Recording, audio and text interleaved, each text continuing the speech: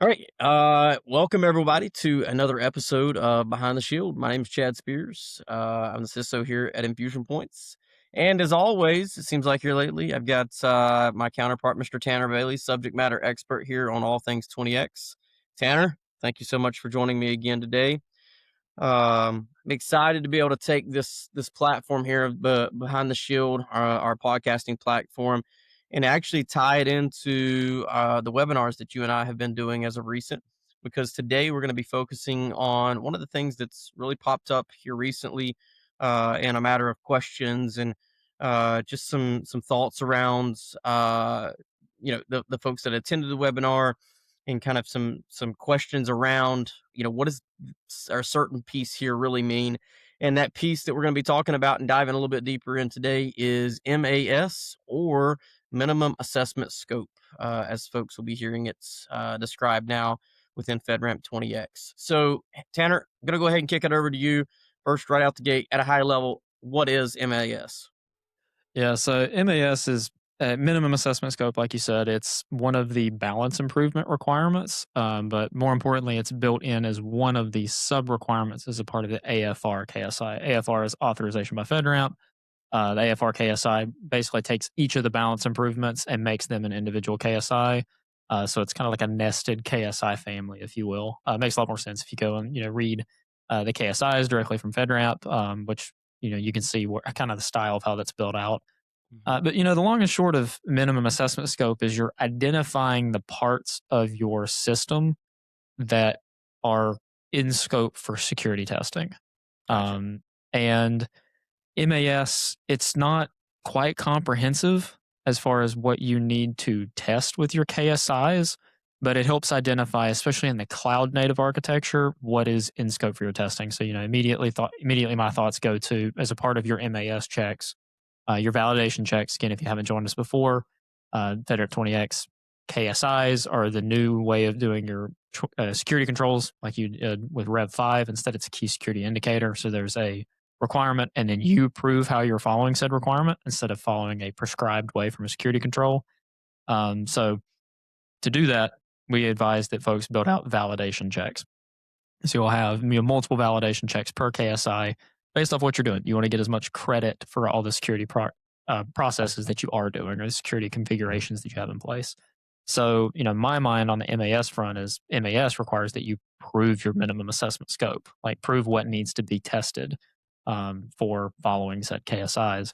So, in a cloud architecture, scope, what needs to be tested, immediately mine goes to inventory. So, gather your inventory, make sure that you've got all of those documented. But then with that inventory, what else should you be thinking about? Are you STIG hardening? Are you CIS hardening each of the images that you're leveraging for said inventory? Your ports and protocols, are you in your networking? What ports and protocols are in use? That's part of your scope. And, you can basically just take that and extrapolate that and just dive deeper and deeper into that. But there's also the importance of understanding what outside of your traditional assessment Mhm. scope or outside of your boundary needs to be included. So that's all your back office, the squishy controls. We actually were just on a webinar today with Anchor. So when this was recorded, if you're paying Okay. attention. Yeah. The squishy controls, as Josh over at Anchor said, are the back office things like personnel security or Mhm. security training, or even investment metrics or like business decisions. That all is still relevant to your system. It's not part of your traditional Rev 5 boundary, where it's like, the big red line that when you leave the system and you go into your learning management system, it's not considered part of your boundary. So, Gotcha. um, yeah, that's a not so brief overview of MAS. So No, yeah, I'll kick it back uh, to you, Chad. yeah. So what I'm hearing is that, uh, it is what it sounds like, right? It's the smallest set of systems that must be proven secure to support your authorization, right? Or certification, right? So Mhm. it's not everything you have, but it is what actually matters, Yeah. from a risk perspective. And defining that is really what it boils down to. So I think it's important now that we've kind of defined that and what it is, and I just stated that it's not everything. Um, why this change, right? So why this matters now in 20x? Let's talk a little bit about that. I know traditionally in the Rev 5 world, uh, there would become a little bit of bloat, if you will, right? Mm. In this. So the scope was often growing over time. It seemed like everything, more and more systems, more and more controls, more and more complexity continued to get pulled in. Talk to us a little bit about that and then the difference now in the 20x landscape. Yeah, it's been interesting trying to figure out how to describe the MAS, Mhm. your minimum assessment scope, because the only thing you really had to work with was your boundary Right, diagram. That was about the only way that you had to truly give an overview is boundary diagram and then section 8 of your SSP, which was depending on how detailed your SSP was, it could be dozens of pages long. right. But you often found that there wasn't a lot of value in some of the SSP because it was just, explaining the purpose of things. It wasn't explaining what like technically was in use. Whereas, with MAS, it's a picture. Cool. I mean, the picture could be accurate. The picture could be inaccurate because it's at the end of the day, somebody's drawing. And Right. if you're truly describing it for what it is, I mean, of course, you're using usually some really great diagramming tools out there. But at the end of the day, it's a story that somebody's building. And that's valuable. But you can build that story with automated functions where you're Mhm. saying, like, hey, this is the networking architecture of the system because we're pulling our VPC configurations, we're pulling our subnet configurations, we're pulling all of our ports and protocols that are in use based off of like NACL rules or WAF rules Right. that are traffic that's allowed to pass, traffic that's not allowed to pass. And then we're grabbing an inventory of all of our resources. I didn't mention it earlier, but AWS organizations or similar services inside of Azure and GCP are a great way to show, hey, this is the macro view of my system, and then you can dive in at each level to Mhm. show those details. And then even at the OS level, you can show like, hey, these are the OSs in use, Mhm. and you check like STIGs or CIS benchmarks or whatever hardening process that you're going through. Probably should be doing STIGs or CIS if you're in FedRAMP. You can see what services or functions on those OSs are allowed that need to be assessed because you're able to prove, hey, these are turned off, so we don't even need to assess those Yeah. to make sure they're being used well. Yes, I think one of the things that you hit on right there, you said the word valuable, and that's really what stands out to me. With 20x, it's kind of flipping that model of it's not quantity, it's quality, right? And really reviewing it from a security perspective, but also a business perspective of what is truly valuable, and presenting that data and even bringing that within the scope, if you will, minimum assessment scope, right? And so Mhm. it's gonna 20x really rewards precision, not just volume, right? Yep. So if the scope is too large, then that continuous validation. This is kind of where you were going with that. The continuous validation becomes almost impossible if the scope Yeah. is just so large. But really honing it in and figuring out what's valuable and what's important to the organization, but important to others that may be using the product as well out there when it comes to having your product authorized or certified, right? And people actually leveraging it. What's important for them to view on a continual basis that proves that the environment's secure. So yeah, I love Yeah. that the fact that it's really kind of honing in the scope.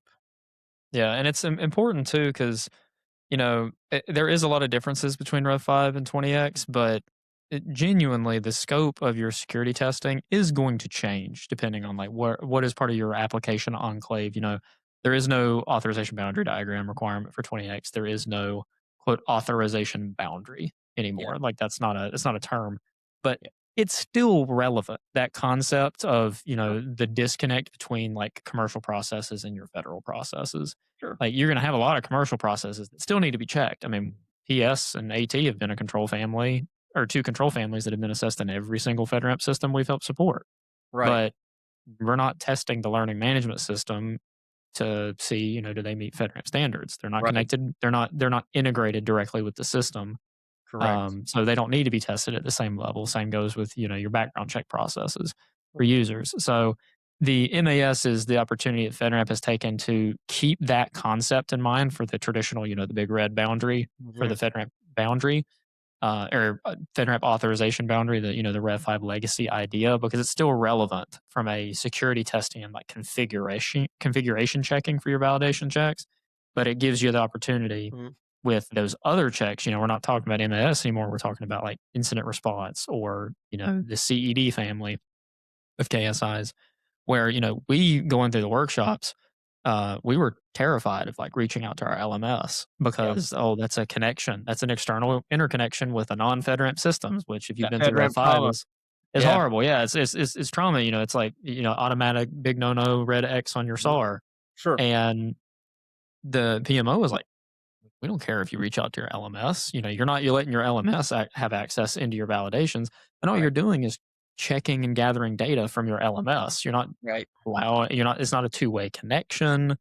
I mean, it's the same idea as like ancillary services that support your boundary and your Rev 5 processes, or like ThreatFox. ThreatFox is like a service we use to give Right. us information about malicious IPs. So Right. ThreatFox is giving us data, but it's not allowed to go in and change anything. It's just giving us Exactly. info. Same Exactly. idea. We need to be able to gather that from our LMS systems, or I know a lot of folks use Workday. So, like, hey, you might be allowed to reach out to Workday automatically now to gather your background check or your, if that's plugged into your user onboarding process, just plug into your user onboarding process in Workday instead of bugging your HR people every time you go through a FedRAMP assessment and saying, I need these 15 people's background check details and I need screenshots, and then hey, make sure you blur out their SSN. Yeah. And now you can just automate that entire process. Yeah. So Yeah. I think it's important as well for y- us to denote that just because the boundary might be a dotted line now, if you will, I don't know, maybe that's a okay way to put it. Um, you still have to define a boundary, right? What I mean by mhm, that is you can't continuously validate everything without clearly defining what's important, right? And so mhm, you still have to have some uh, form of boundary, if you will, of hey, this is important to the business. This is important to the security of the application. So going back to the learning management system, there, right? Why is that important to the environment? Well, if your employees aren't properly trained on their security, or with the annual security training that has to happen every year, prove that that's happening because that is overall that is important to the life cycle of the environment and the security of the environment as well. And so yep, being able to reach out and pull that information in is very critical. So yeah, I'm glad to see that it's a little bit more relaxed in what we can pull in. But I'm also glad to see the stance that's now being taken of, does it really make sense to the business, that data that you're yep, showing? absolutely. Yeah, it's been refreshing to, have a little bit of flexibility to prove that, hey, we're doing these processes and I've got, it's even things like you said, it's what is security applicable, where is security applicable versus where is this something that's supporting security? Yeah, And like exactly. what's the important? Is this a in boundary or a it's the same idea as what you use as CM 12.1. If you know your NIST controls, that's data loss prevention. You can you need to know where are data, where is certain kinds of data available in your environment? Where is the federal data being tracked? Where is the federal data metadata being tracked or stored or processed or transmitted? You need to know where that is. And it's the same idea. You're just saying what is actually part of the system versus what is help supporting the system. And then you can build that story into your validation checks. And that's really what MAS is asking you to do, which Right. makes sense why people are a little confused or like concerned about how do I prove that? It's because it's pretty comprehensive. I mean, your whole KSI set helps explain that. And MAS, our recommendation for that AFR-MAS KSI specifically, build the story of what is part of that traditional Rev 5 boundary and then rely on those other operational controls, or excuse me, operational KSIs like IR, CED, Mhm. PIY to help support the like ancillary or quote outside of traditional boundary controls. Yeah. Yeah, that's a great next topic here is let's throw a few of them out for the audience here. Like, what are some things that maybe are going to be included at a high level, right? So I know I'm Hmm. thinking, right, being the CISO security operations side here, security tooling, right? Hey, EDR, vuln management, those types of solutions out there. Yeah, we're going to include that data, right? That's overall helping secure the environment. I'll go to another one, logging and monitoring solutions. Hmm. Those are going to be within the scope. In your mind, what are some other things that would fall inside that boundary or be included in the minimum assessment scope? Yeah, I mean, your cloud native architecture inventory. So, like all of your compute resources, databases, containers that are in use, any web apps that you mentioned, uh, security tooling. So, if you've got like scanners that run on EC2, then you would want to have that, or inside of AWS or GCP, Azure, again, whatever cloud provider that you're using. You know, check what services are in use. You can Right. pull that pretty easily from, your cost explorer or from, organizations, or even you can show what you're not using. One of our checks, we're actually looking to see if we have an SCP, a service control policy inside of AWS that Mhm. says we cannot, we turn off any use of any of these services. So we're Mhm. able to prove, and what we did is we basically said if a service is not AWS, part of AWS's FedRAMP services and scope, we're not going to use it. Just, Right. and we're forcing that through SCP Mhm. because our engineers are trying to solution things. And AWS has a lot of really sweet tools that aren't FedRAMP authorized. Right. And we don't want them to, just by a genuine mistake, forget to check FedRAMP services and scope one day because it's in GovCloud, but it's not in services and scope, Right. and then we don't find that out until way later. So we can get credit for turning those off. So we know that there's no non-FedRAMP authorized AWS services. So think outside of the box for things like that. Don't just get credit for things that you are using. Get credit for the things that you're not allowing the use of, Yeah. and think about the ways that you're forcing not allowing those. So yeah, I mean, services that are in use, security tooling in use, like you said, your inventory, and then like proving like your networking. So you can prove like what ports are quote in scope for use, and what ports like likewise are not in scope for use. You kill two birds with one stone by showing your ports and protocols in use. Yeah, so, like, those boundary protections, and then I'm also hearing a Mhm. little bit of, like, access management or access control or identity management, IAM stuff. Mhm. And then if there's any, like, handling of sensitive data, right, pull those in as well, although they should be within the boundary, if you will. But, let's talk about some of those you called them squishy controls or Yeah, squishy KSIs, but, you know, you mentioned LMS, that may be one. I'm thinking, like, even HR items when it goes back to, like, background checks and things of that yeah, like nature for people folks. management services. Yeah. Yeah, any of your HR tools, like Workday is super common for Yes. folks like managing background checks, and that's something I mentioned earlier. But You um, you know, think also your company specific processes. So incident response. Sure, that's that probably should be tracked in boundary. So like an instant response ticket, that should be tracked in boundary. And when we say boundary, we mean the traditional boundary. Again, this is not a 20x term. This is just right. kind of in practice what it ends up looking like. So like your incident response tickets or your incident response tabletop tickets, those should probably be on boundary. But think outside of the box of ways that you can show, what is an incident? A fish. So one of the examples that we keep going back to is we contract with a third party that reaches out to our Chad as CISO, you and a couple of guys internally know that it's happening, but nobody else on leads knows, or there Right. might be a small subset of the team that knows it's happening, but they'll do a third party penetration test slash phishing exercise against the entire company, Mhm. and we get metrics from that. So metrics will include, like did we make sure that hey, if it's caught by some spam filter, probably not a great fish test, so let's open it back up on the spam filter, let them through, Yeah. and then we get metrics on who falls to the phishing exercise, which hopefully is nobody. Right. And then we also get metrics on how quickly, what was the average open time, what was the average response time if they responded to the fish, or what was the average reporting metric.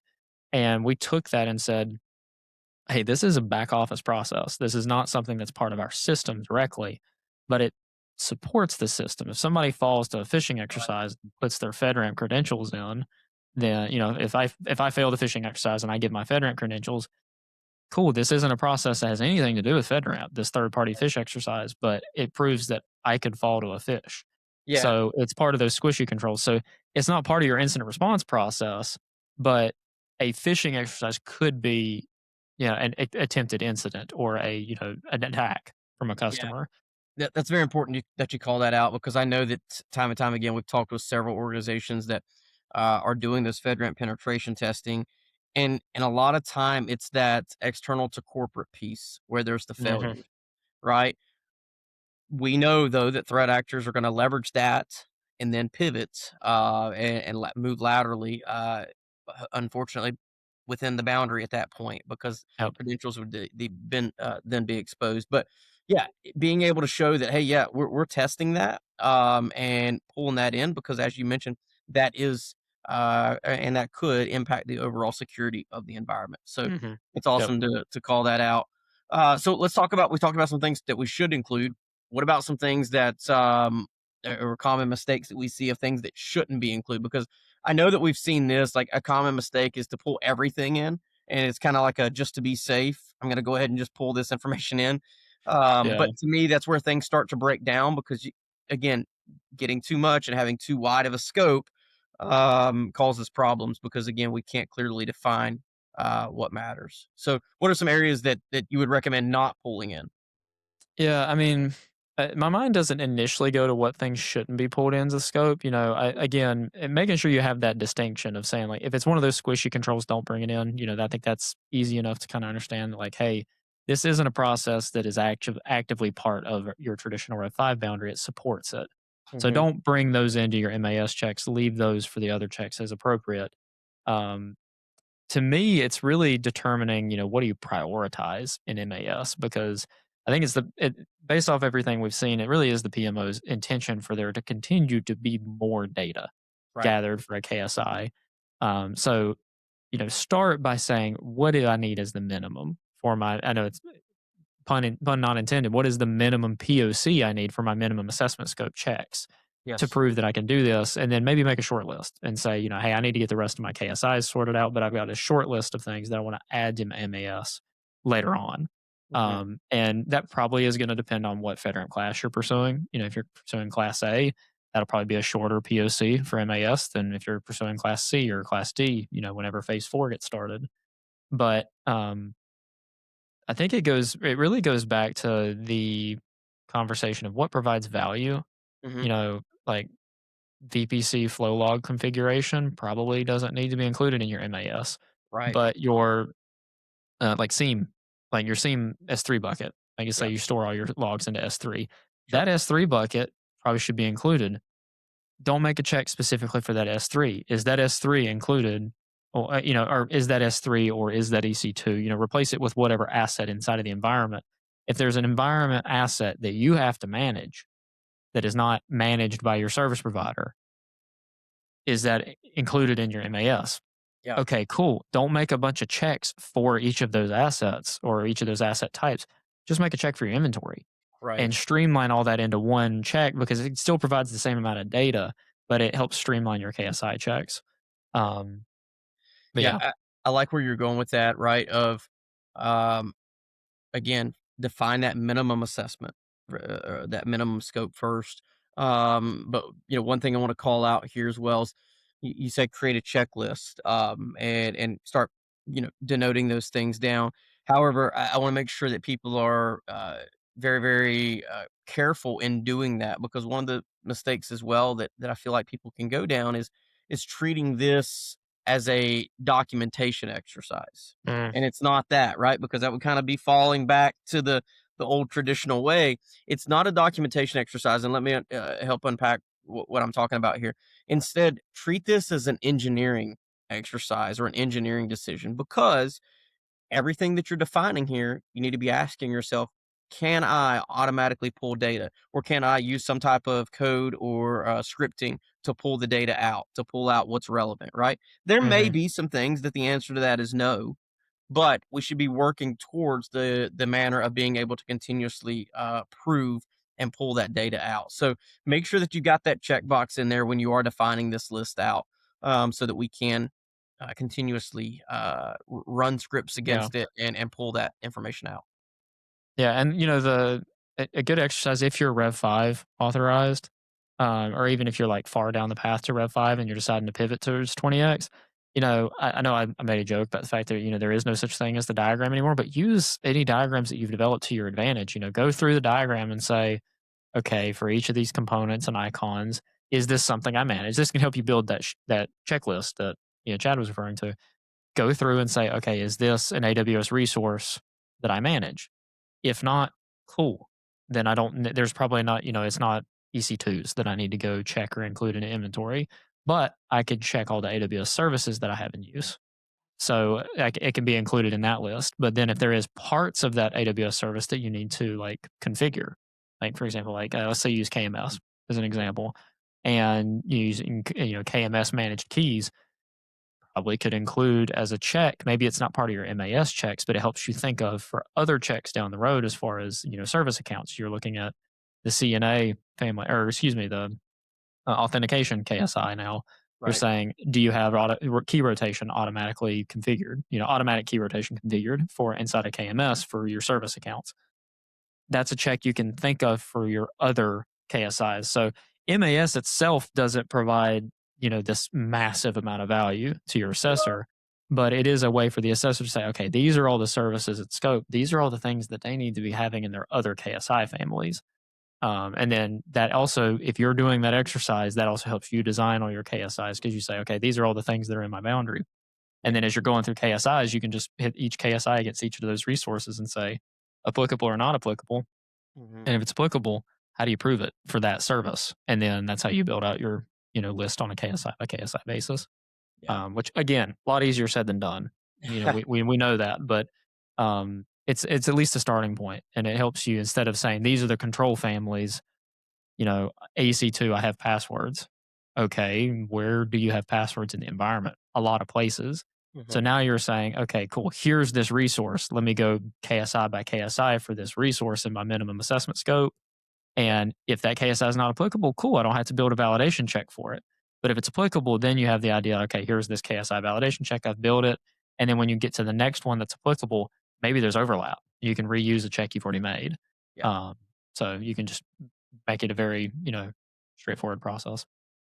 Yeah, I think, how I always love to kind of pivot this over to the business aspect or the business impact as well. And one of Mhm. the things I'm hearing is that, MAS is going to directly kind of impact essentially three things here that every organization I feel like is probably going to care about. Number one, it's the ability to help control cost, right? And I'll explain here in just a minute what I mean by that, right?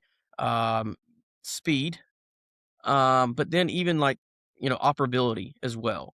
Right. And so going back to that cost, right? Hey, if you're able to define a smaller scope and really prove only and focus on only what matters to the security of the Mhm. environment, well then obviously fewer controls or fewer validations is less engineering hours. It has to happen to prove that and build those continuous validations.